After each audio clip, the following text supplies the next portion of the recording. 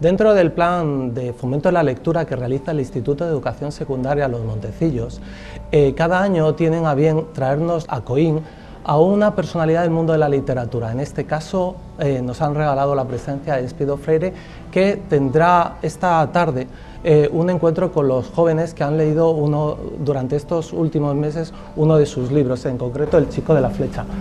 ¡Qué placer más grande! Muchísimas gracias, para mí ha sido el placer y la sorpresa.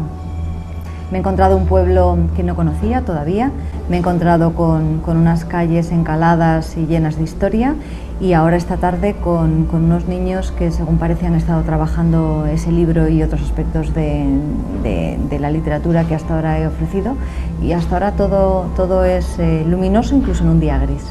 ¿Qué es la literatura para Espido Freire?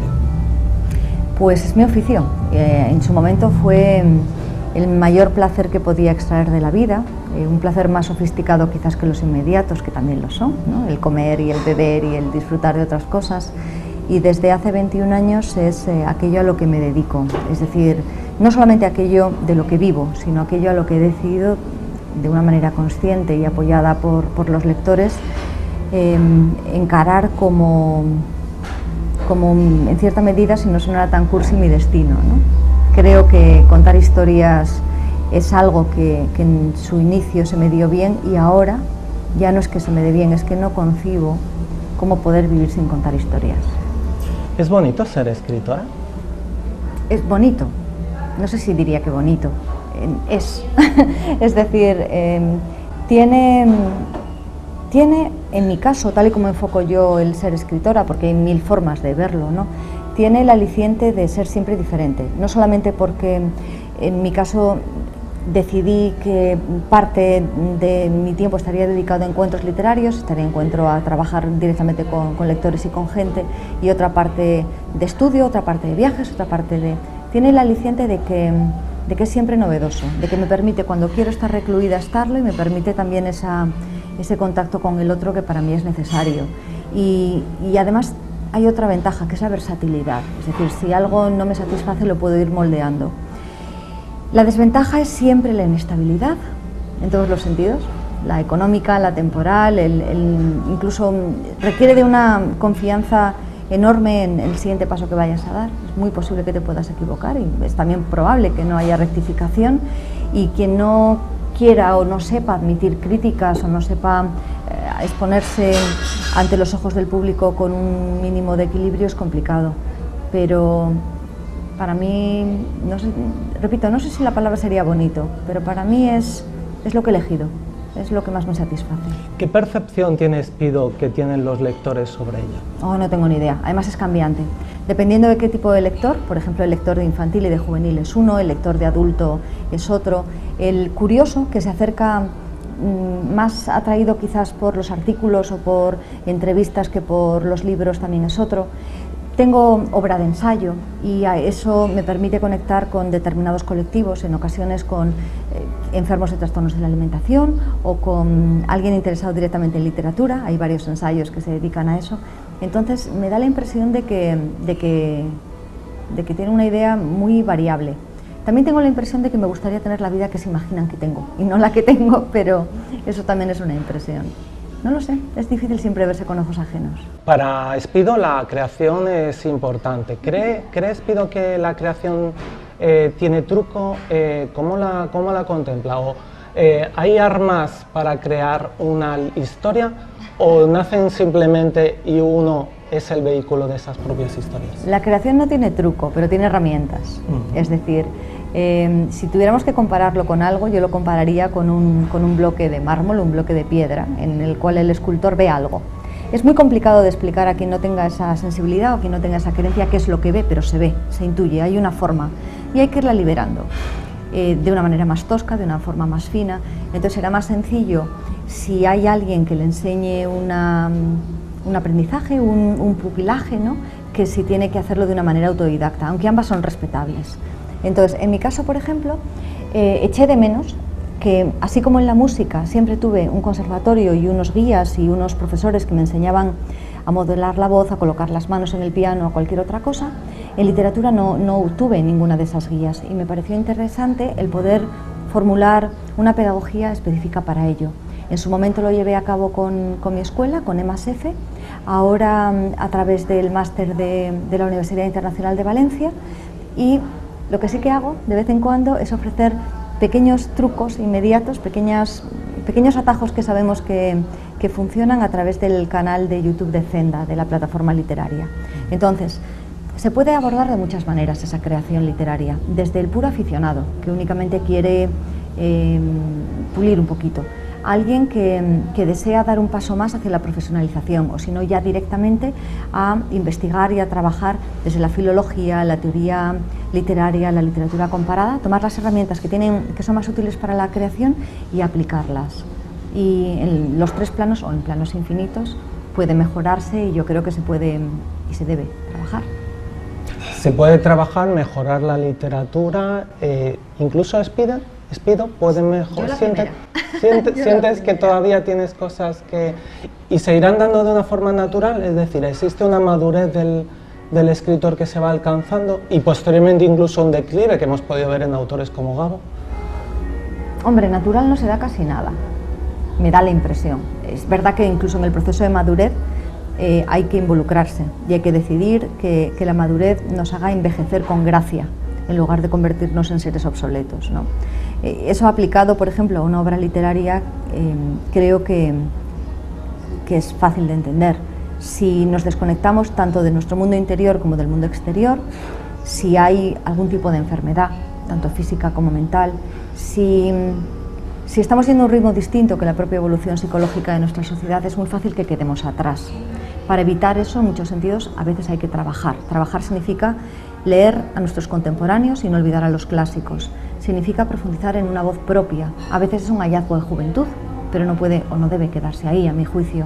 En otras ocasiones tiene que ver con el silencio, con saber cuándo no hay que publicar, porque hay una obra que debe esperar, más allá de que haya un mayor o menor requerimiento por parte de los lectores o de los editores. Y después hay algo que es una intuición, y que esa intuición creo que se aplica tanto a la evolución personal como a la literaria, que tiene que ver con si estamos entendiendo nuestro tiempo o no. Toda literatura es personal, pero toda literatura que perdura tiene un afán de trascendencia, de alargar nuestro aliento ahora, nuestro aliento presente en un futuro. Y si no conectamos con eso, es muy difícil que nuestras obras no sobrevivan, por ejemplo.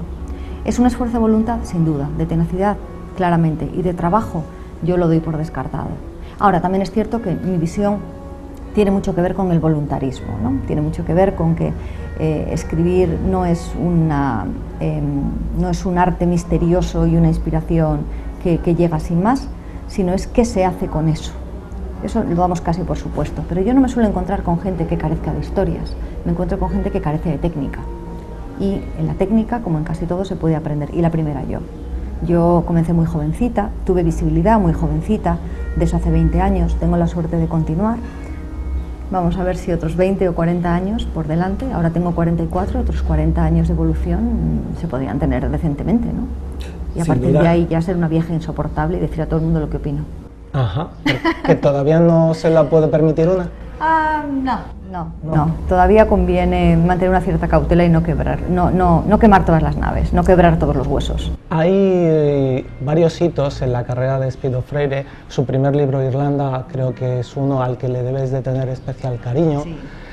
Luego, posteriormente, lógicamente, el premio Planeta te sitúa, te populariza tu literatura, aunque ya habías con Irlanda obtenido un premio en Francia, ¿no? Cosa que está también muy bien, porque ellos reconocieron ese talento que ya posteriormente la población general descubrió. Fueron los libreros, además. Los libreros, que eran los que tenían el primer acceso al libro, los que me concedieron el Milpash, y a partir de ahí ya los lectores. Cosa que tiene incluso más satisfacción para el propio autor, de decir, gente que entiende me ha otorgado este premio cuando todavía tenías 23 añitos. Sí. Luego tenemos un último premio Azorín del 2017, en el que te embarcas en contar una historia fascinante, que es la de los Románov, desde la mirada de la zarina Alejandra. ¡Wow! Porque la historia ya es fascinante de por sí, y entonces con unos personajes también fascinantes. y bueno, conocida, pero no, a lo mejor no mucho por el gran público. Y tú te has Aquí atrevido había a un contarlo, reto, ¿no? y ese reto, como escritor me entenderás muy bien, es decir, es nunca menospreciar la inteligencia y el conocimiento del lector, me da igual qué edad tenga, y por otro lado, cómo mostrarle aquello que queda oculto debajo de la historia. Es decir, con una historia muy conocida, jugamos con una serie de bazas como que no tenemos que explicar ya quién era Rasputín, no tenemos que explicar quién era el último zar o su hija Anastasia. Pero el problema está, ¿cómo muestras eso bajo una luz diferente? ¿De qué manera le muestras un mundo nuevo o una idea y un texto diferente a un autor, a un lector, perdón?